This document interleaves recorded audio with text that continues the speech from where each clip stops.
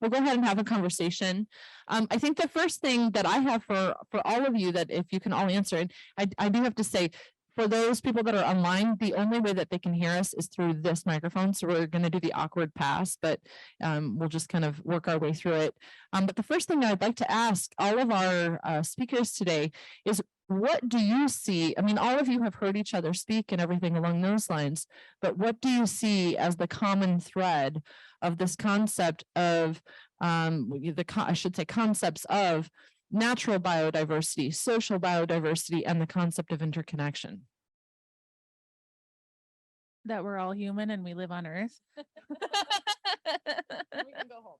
And then no, we're not. No, I'm just kidding. It is that simple, but it's also incredibly complicated. That we are all human. We all do live here on Earth. And one of the things that Sabrina was talking about is having uncomfortable conversations and to be able to reconnect, because we've become such a divisive society in so many different topics, is that we kind of all forget that none of us will exist if all the water's gone, if the earth isn't here. And so we all need to reconnect with each other and to reconnect to become the voice for the plants, become the voice for the earth and the animals, because they're suffering because of our decisions. It's not just up to one group of people. It's not just their fault. It's all of our faults. We've all come to become mass consumers in this world. And unless we all together make decisions, better decisions, and come together, we're not going to accomplish anything. On that token, even though as a biologist, I'm convinced that the conservation of diversity, whether it is cultural, social, political, anthropological, we all have to develop a culture for conserving biological diversity, because the collapse of biological diversity is inevitably bringing down to collapse any kind of human paradigm that a civilization or any kind of group of people has been able to create, as we see from ancient history, and not even that ancient history, but also as we are living in the present. And just to witness the misery that millions of people are going through, because the warnings that scientists made already decades ago have not been considered at all, for a variety of reasons that we could discuss for the next few days, and we all know very well. But there isn't no more urgent need to conserve biodiversity, okay? I'm incompetent in all human activities that are outside of the biology, ecology, and agroecology realm. But today, I have found so many connections in what I have learned from the native people of different kind of cultures from which I come from, that not only I found a lot of similarities, there is not a square inch of turf in the backyard in my house in Winona. It was the first thing I did when I moved in. There are only native perennial plants. And I can tell you, those plants outside, we may have temperature in the 3 digits, they still thrive and bloom. Never water them, okay? And as I'm watching, pointing at the soil, because I love more the underground than the above ground, but by seeing with 300 degrees temperature in August, the cup plant that is still blooming, or the goldenrod that I never watered, and the pollinators all around, I'm thinking nature is resilient. And so I'm thinking, how can we transfer these basic biological concepts to a sort of vocabulary and language that everybody can understand? I have been an educator all my life. I have exhausted my, let's say, capabilities, so to speak, of engaging multitudes, of making this society of the 21st century an ecocentric type of culture. We need to become ecocentric rather than anthropocentric. I am learning, and now I'm confirming with the exchange of thoughts that I've learned today, that we need to tap more into native cultures. And the conversations today humbled myself, because spiritually, I came from the Christian culture. And so I was thinking, when you were talking, Megan, about your conception of the story of your people, where they come from and creation. And I'm thinking, you know what? I think Christianity took over pagan animism, okay, because we were given the big promise. And the big promise is, in the past we were sinners, in the present we redeem ourselves, and if we redeem ourselves, we win everything. We live eternally. Isn't that beautiful? But that promise, the more I think, has been infusing a tremendous amount of optimism in every human activity. Okay? So in science, you know, the past is ignorance, the present we do research, and with the technology we develop, we make progress, we do good work. Francis Bacon, you know, the philosopher in the 15th century, you know, nature can be broken apart and studied. Nature needs to be controlled. We came as Europeans into this new continent, and we had a mandate: tame the wildness and make it like the Garden of Eden. Okay?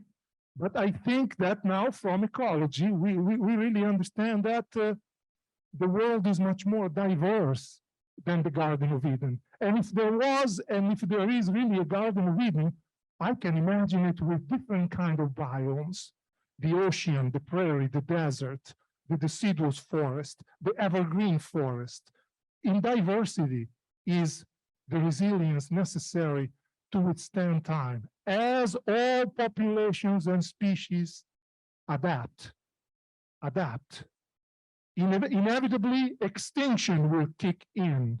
But now, with the Anthropocene, humanity is really playing a very dangerous game, and accelerating all the tampering with all these natural ecological processes, that if we lose or if we compromise beyond the threshold, there will be major consequences. So I think that as we are trying to heal from the cultural damage that has been happening when culture clashed just because of different worldviews, I think that the common denominator in terms of spirituality is just in establishing a stronger connection with nature. So this is the challenge. How can we establish the connection in the digital age?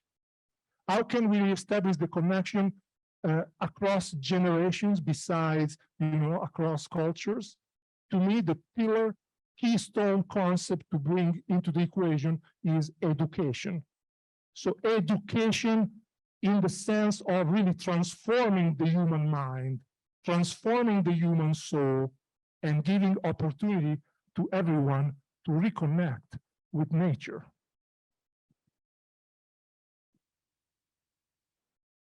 Both Megan and Bruno touched on these, the importance of how interconnected we are.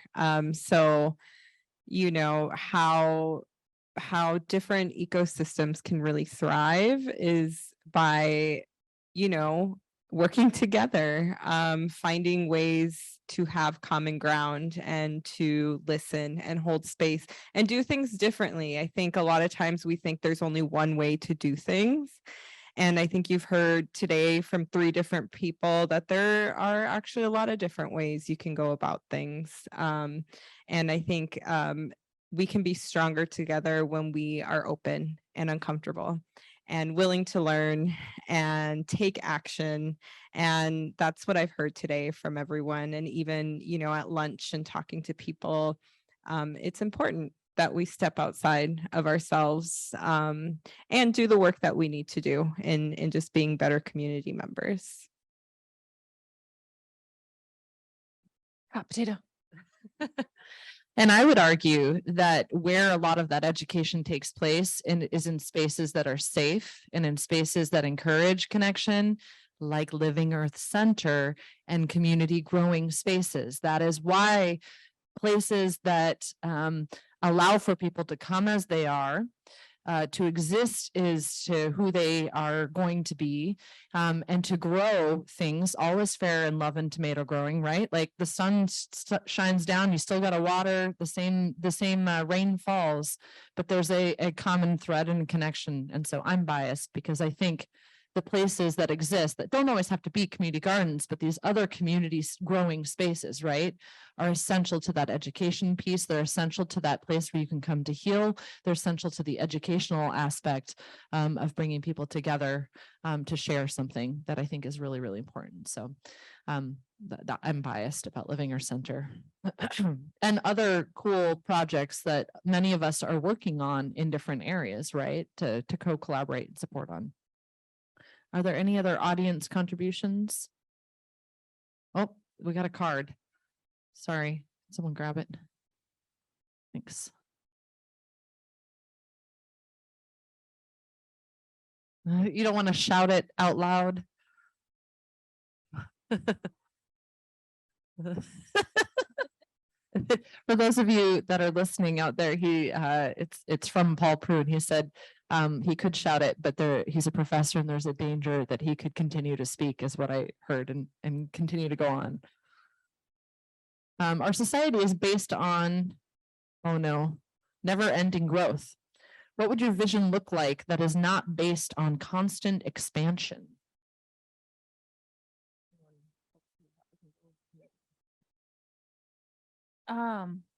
If we look at nature, it's constantly expanding and continuously growing, not just for its current state, but for the next generation.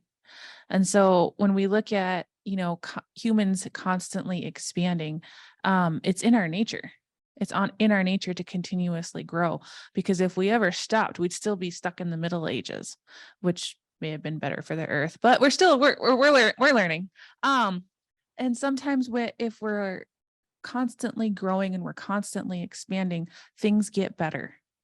And so what we're doing is one of the things that my grandpa once said, my grandpa Albert once said, is that we have to look at how far we have come. And he says, it's always going to be like a roller coaster. It's always going to be up and down. Or as he says, it's like a dandelion seed in the wind. It's going up and down. It's going up and down, and it's spiraling, and it's going all over. And he says, that is how humans are, is that we learn, we go up, and then we do better. And so we look at the world right now, and there's a lot of bad things that we could list that are going on right now, but there's also a lot of good things. And so if we constantly talk about the problems, we get stuck in there and we get depressed and we get sad. And so we need to talk more about our solutions.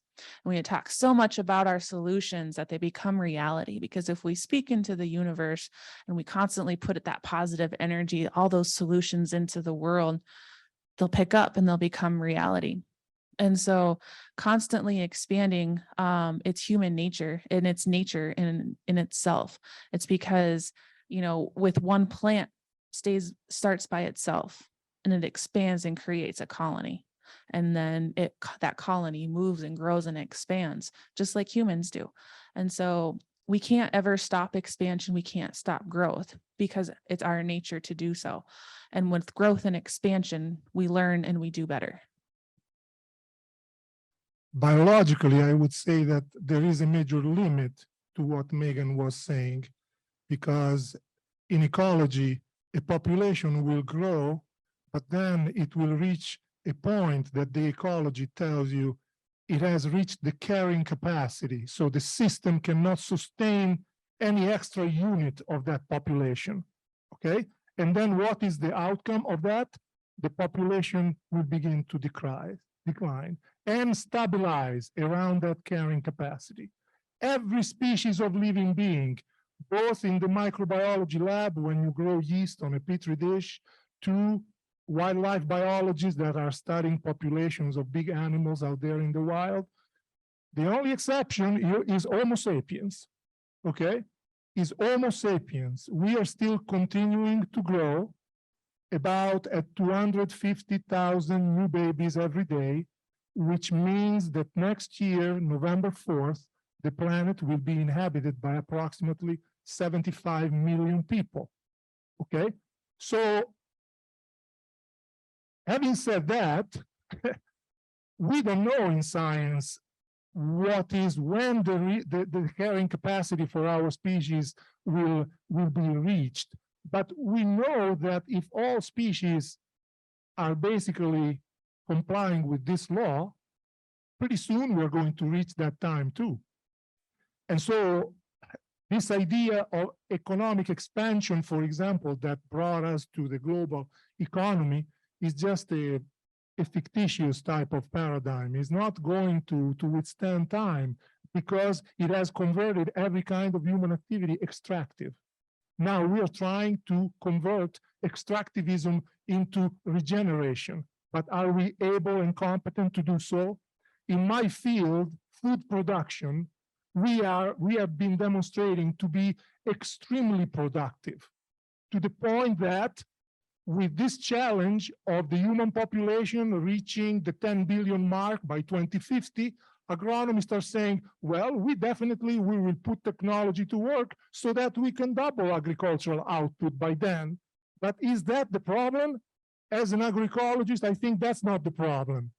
This is a type of approach that is as linear and reductionist as it was when Francis Bacon was break nature apart and studies its single unit. You know, it doesn't work like this. Nature is a complex system, and so I think we should be a little bit more imaginative, a little bit more realistic. And if you study ecology, inevitably you also become a little bit more humble. Humble by the fact that we are constrained by the laws of thermodynamics. So all this energy that now we produce either by solar panels on the roof or by burning, I hope not, coal in the physical plant, okay, is being converted. Is being converted in other forms of energy. And all this energy, conversion from conversion, dissipates in the universe. So every change of conversion demands or implies loss of energy. This is entropy. The same happens also in living systems, okay? So do we really need to double agricultural output when the FAO, the United Nations organ of the United Nations for Food and Nutrition is estimating that there are billions of tons of food in the range of 12 to 15 every year that are wasted. We are producing food and we waste it. Are you aware that all the wealth, agrarian wealth of the upper Midwest grown in crops like corn and soybean, the 12% goes to fatten livestock in confined animal farm operations, and about over 20%, remember the hysteria with ethanol from corn a decade ago? We invested billions in Iowa, maybe even in Minnesota, to build refineries to produce that biofuel. Biofuel and feed for livestock are not food for humanity. And then statistically, in the United States, we are pretty much wasting about 220, 250 pounds of food from the extra expenditure of grocery when we go to buy at the grocery store that we put in the freezer and then maybe it goes bad. So food is not, food production is not really the problem of food insecurity that may lead millions to starvation. I see here more a problem, a political problem that facilitates the access to food and food distribution. We are beginning to understand this, perhaps by organizing ourselves with doing community garden. And so I really hope that we will continue in that trajectory. But we need also to dismantle this hysteria for overproduction from an industrial model of agriculture that is bankrupt, because we cannot continue to produce corn and soybean by consuming the 70% of potable water resources, consuming the 40% of oil coming from non-renewable energy sources, and the list goes on and on and on. And then we even have the luxury to waste it and send those food commodities, they're called in the agribusiness sector, to the landfill. This is absolute madness. We need to become more cognizant of this. We need a sense of citizenship that is much better informed. It is informed because it's our life. No food webs. No food webs functioning, and you begin to have the disappearance of some species. Disappearance of some species, loss of biodiversity. Loss of biodiversity is like a treadmill that leads to the collapse of the whole system. Everything I would put in my book, and I hope I made myself clear enough, that the food system is a keystone concept upon which we should really reflect, because it matters for all things concerned with planetary homeostasis, our own health, animal health, and the opportunities to leave this planet to the future generation.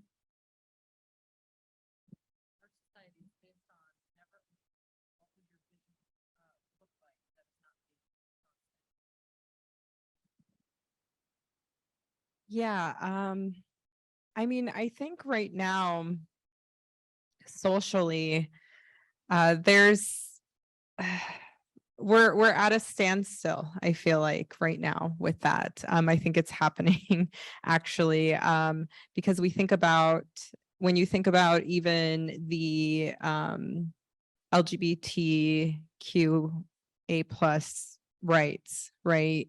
That's very new.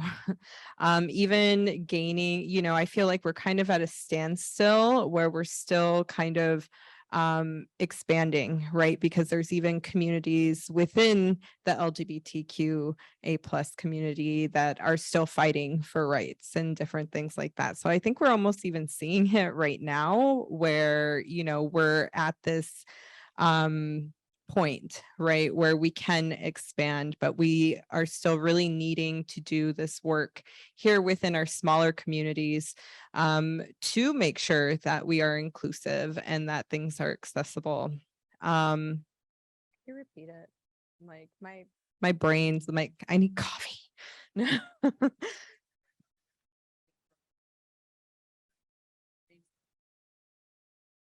I guess, yeah, my vision would just be like me in particular is I'm still fighting for even having a home, a constant home, a place where everybody can like lay their head down and they're safe, a place where people have access to fresh foods that are not processed, or they don't have to travel so far to get to. The ability to be able to own or to, be completely independent. Whereas right now, that's not really my reality anyways. And to have communities and support systems, which I feel I do have here. And actually Megan almost being one of them, just like a support system, even when it comes to parenting as a single mom, and having that support of community. I have my daughter's entire life relied on the community to help me raise her. And that has made a huge difference. And if I have to work, I know I can call, Megan and say, hey, can my my kiddo join your 7 kiddos, and it's not even going to make a difference, because she just blends right into them at this point, which is really funny. We were joking about that a couple weeks ago, actually. So I mean, basic human rights, that would be my vision, is just like being able to not have to think about how hard I have to work for the next thing. That would be the ideal situation. That's what I would want for everyone, is again, a place where people can safely lay their heads down to actually rest, the right to actually rest and to concentrate on growth, whether that's connecting to the land, connecting to myself, right? With body work and yoga, that has helped tremendously in my healing, because a lot of times when, something violent happens in our community or to an individual, it takes away a lot. And that tends to then isolate someone. And that's how we get into some of the situations that we've been in on a social level anyways, of, isolating people versus embracing them or bringing them in with us. So that would be my vision. That would be so lovely. And I'm tired. I have one more comment. So like when while Bruno and Sabrina were talking, I remembered the negative part of, being a human and worrying about how many humans are on the earth, because none of us want to think about limiting people, or people dying or not being able to create humans. I think we saw that model in China when they only allowed one child, and now they're having all kinds of problems. And I couldn't look at any of my kids and be like, nope, I didn't want you. I like my kids, and I don't care how many I have. Actually, I'm done. I'm done. But no. But I have, awesome kids that just come to my home, like Aaliyah. Honestly, we don't. She's an awesome addition to our family when she comes and stays, because it's, she adds additional humor that's not in our home. And so we open our home to kids, and I don't care whose kids they are. And so the thing that happens when a species grows, I've watched this in my own yard. When something becomes too plentiful, disease happens, and it changes and it dies off. And it's the same thing that happens with humans. When there becomes too much, there's disease, there's death, there's plagues, there's viruses, And so I believe that humans have a natural, this is why we have coughs, we have colds, we have flus, we have cancers, we have things like that. The things that scare me is that I listened to a podcast the other week about we're possibly 30 years away from immortality with the advances in sciences like that. And I'm like, that's scary. That is scary, because how do you have a cycle of life if something's immortal? And how diseased can that be or how many other species have to be sacrificed in order for one species to be immortal? And so I myself don't ever want to live forever. That sounds awful. We have a cycle as far as like culturally, you're only here for an amount of time, because you're an energy, and once you're gone, your energy goes back into the earth. And so that was one of the things that came to mind as they were talking, is that we shouldn't have to worry about limiting ourselves, or going into someone's living room and being like, you can only have one child. Species have diseases for a reason. We have death for a reason. We have accidents for a reason. As unfortunate as it is, as tragic as it is, as losing people, it's a part of life. It's a necessity in order for life to continue to happen. Yeah. In addition to that, in my culture, specifically in the Mexican culture, we had the Dia de los Muertos this last weekend, and I see some heads nodding. And as we're talking, as we're having these conversations in this specific community, given the history of this community, we are becoming more, we're embracing, right, that there are other ways that life is lived. And once your energy leaves into the earth, in my culture, we believe that there's the spirit world, right? There's the spirit world, there's the dream world. And so it's not just here. And I think in Western society and culture, we are often thinking about the A plus B equals C versus like in my culture, you know, in indigenous cultures, I know we share a lot of similarities in the fact that there's something beyond. And whatever your beliefs are, whatever, wherever you come from, you know, I would just encourage you to maybe look a little bit more into that, because I think there's a lot of beauty in that as well. In Southern European culture before Christianity, we had the pagan Greeks. Aristotle had influence on all of us if you or your ancestors came here from Europe. Aristotle writes that nature is fixed. It took more than 2,500 years before The Origin of Species was published with a completely different paradigm, and we still drag on accepting what Darwin said. But this is to say that, for example, the Greeks invented with their theater the Greek tragedy, okay? And the Romans were affected too culturally. And I remember also from Southern Italian culture, especially, which was where major Greek colonies were settled, there are still some rituals, like, for example, funerals where the family, showing grief for the deceased one, is hiring women all dressed in black to cry. Okay? That's the tragedy. We inherited that from the Greek tragedy.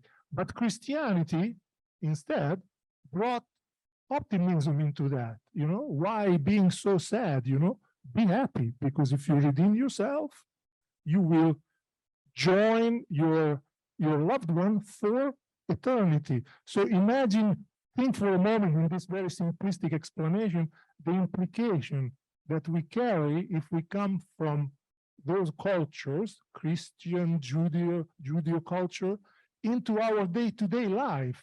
We are optimistic. I mean, climate change, I'm not really sure that it may happen, right? And even if it happens, right, my faith can be just very helpful, because I was not designed to live eternity on this planet. And so you see, the fact that we may be transient for something better is also perhaps has had an influence also to make our natural resource world maybe more consumable, disposable, without too many principles of ethics that go into that. Unless in the history of Christianity, you read St. Francis of Assisi. Okay? And I remember vividly this paper published in Science in 1967 by Harvard historian, Lynn White Jr. The paper title, I still remember it, is called The Ecological Roots, the Historical Roots of Our Ecological Crisis. It's a paper of 1968. So remember, those were the years just before the USA also developed all those protective laws, the EPA, the Clean Water Act, and everything else. Because at that time we were thinking, you know, pollution was happening and we were not even thinking about it. But it's interesting if you dig into the history of St. Francis with the Laudato Si, with the encyclical also published by Pope Francis, exactly, in 2015, to try to bring, maybe I interpreted that document as, look, the limitations of science to develop a culture of conservation, now I interpreted from the Pope writing, is time to do to ethics, to value, a chance, you know, something that doesn't have any rational explanation, but just to instill some motivation for conservation, because we are losing biodiversity. I think at one point, Megan, I remember you saying that science is catching up to what my people have always understood, you know, and I think that that's something that we can, be thinking about, that there's a space for all, a space for science, a space for spirituality, a space for where all these things kind of intersect and continue on. The thing that I also heard was that instead of this concept of expansion, I hear that the vision is more about inclusion. And it's about inclusion of people and ideas and of concepts that are creative. I think that's the other piece to it. The solutions don't have to be huge. And it seems as though like a lot of the solutions that we've even kind of talked about as far as food security in our community have to do with creating solutions for different populations. So, the example that I'll give is having any type of community agriculture for food insecurity for people that wouldn't normally have access to land solves a land access issue while also feeding the local community so that you don't have to be dependent on these giant food systems, right? So it's the solutions are within the solutions. And before you know it, it's all interconnected and working together. So how much time? Sorry, 5 minutes. Okay, so we have about 5 minutes left. Do we think we can do it in 5 minutes? You guys are going to have to be quick with this one. How do we start talking about the change in paradigm with each other? So this, sorry, I didn't read the first part. The concept of economic economic expansion and consumer economy is kind of like a cancer. How do we start talking about the change in paradigm with each other? So I think it's more about how do we live in conversation with each other, and what are the conversations maybe we can start within our own communities? And we really have to keep it short. If anyone wants prizes, they have to keep it short. So it's up to them. All right. Okay. Yeah. Give me that. Oops. Phone goes down. We got it. Okay. I'll read it again and I'll pass it along. How can we start talking about change in paradigm with each other? So I think that what the person was asking is, how do we start the conversation about the paradigm shifts? What are the things that we need to be asking within our communities? That's the way I interpret that question, but I'll pass it along. So these conversations actually happen within my personal circle quite often because we like to challenge each other. And then once it starts from there, then my husband likes to call it to red or blue pill people. And so every time we're at an event, he likes to test the waters and see who's ready for that conversation. But it's at the same time, it's not being ready. It's having that conversation to be uncomfortable so that we can create change in our community, and not just once we change our community for the better, then it's about the next community and the next community and the next community, and creating a ripple effect within the human race. And so I have to applaud the husband who's not here and not watching, but because he likes to have those conversations that are uncomfortable, even though I'm like sitting back going, oh my God, Ethan, shut up. He's really good at it, at challenging our way of thinking and expanding our minds, because I didn't realize how often I am closed-minded to certain topics because I'm like, that's an uncomfortable conversation and I don't want to talk about it. And he constantly pokes me to have that conversation. And I'm like, okay, fine, we'll talk about it. And then it's like, oh, wait a minute, I'm wrong. Okay, I get it. So I expand the mind, and then I talk to another friend about it, and we get a different perspective and we grow. And so it's kind of crazy how that happens. But like Sabrina said, is if you're not uncomfortable, if you're not uncomfortable, you're not learning and you're not expanding. And so having these shifts in our society, these shifts in our living room are incredibly important. I really like to look at how our circle of friends works, because we like to poke the bear often. And it's great because our circle of friends pushes those boundaries so that we can all grow together. That's the diffusion of responsibility. Diffusion of responsibility. The diffusion of the diffusion. So diffusion square of responsibility. And that is really the point that today I'm taking home from Sabrina. So stepping out of that comfort zone and engage yourself in those gatherings at the city hall when they want to punish your neighbor for not mowing the lawn, okay? When your friend, your neighbor is developing this kind of natural garden and explains what it's all about. But there are some sick puppies out there that are unhappy because everybody's mowing that lawn. Diffuse your responsibility and engage and step up. And with that, laws within the townships and cities can be tweaked a little bit so that any form of expression or multiple form of expressions in landscaping can be acceptable. And the same can be for any other kind of thing that may happen in the community. Become more active and engage within your community. Yeah, I know Ethan. And he is very good. And again, you know, my circle's small, and Megan and her family are definitely in it. And these are things that are being discussed, and being uncomfortable, admitting that you're wrong.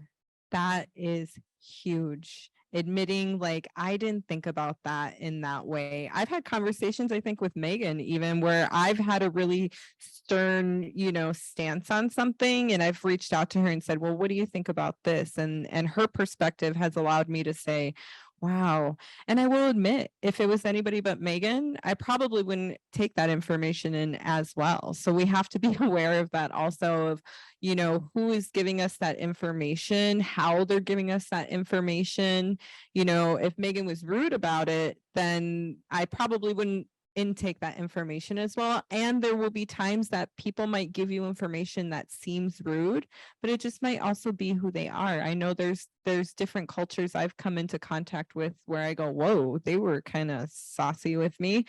And really, that's just the culture. That's who they are, and that's how they were brought up. Me also being a very direct person, I've been criticized before for maybe being a little too forward. And you know, that's also taught me a lot of lessons in my growth of how do I deliver this information, or how do I share my perspective with respect of my kin or my relatives that I want to be in relationship with. Because no matter what, and as Megan said earlier, the All My Relations podcast, you'll hear that often in Indigenous communities, All My Relations, because we look at plants, animals, people as all our relations, as how we connect with others, and that everyone should have that right to be heard. And you may not agree, but we need to be uncomfortable. We need to give people a chance. And sometimes you come out going, oh, okay, I didn't think about it in that way. And I can definitely say that myself from having conversations with Ethan, who just really, you know, there's some people that are just really good at kind of poking you and being like, well, what about this? You know, do that to yourself, put yourself in that space and challenge yourself. Why do I think that way?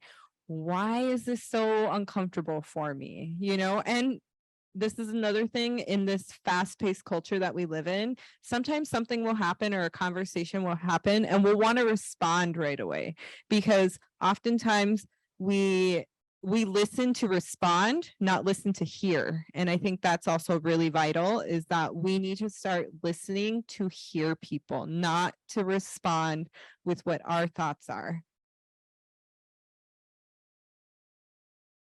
Did we do it with enough time for the prizes? Oh, fantastic. We did it. We made it through. What I would like for all of us collectively here and in the ether of online connectedness is to really give our speakers a round of applause. Thank you for carrying us through, for sharing your knowledge, your wisdom, and your time. I know that all of you have all of those things in abundance, or not. Well, maybe time, not in abundance, but knowledge and wisdom, most definitely.